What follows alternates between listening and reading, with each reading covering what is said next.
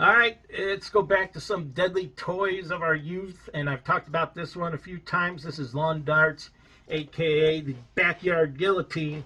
You want summer fun or a medieval execution in your own yard?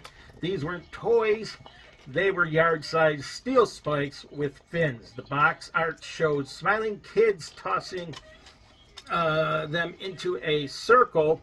In reality, it was more like Russian roulette with sunlight. Victims reported sudden punctures, deep wounds, and at least 3 confirmed fatalities. But hey, there were hours of fun until the paramedics arrived. Next up is Snack Time Cabbage Patch Doll, the hair-hungry horror. She doesn't need batteries. She feeds on your flesh.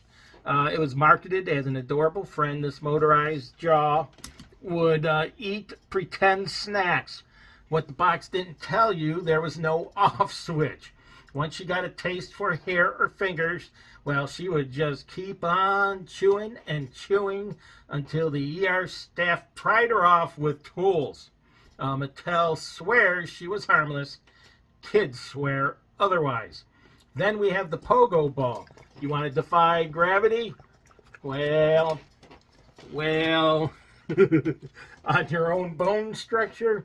Imagine a rubber ball jammed through a plastic disc. You stood on it and bounced. If you landed wrong, the toy would shoot out from under you.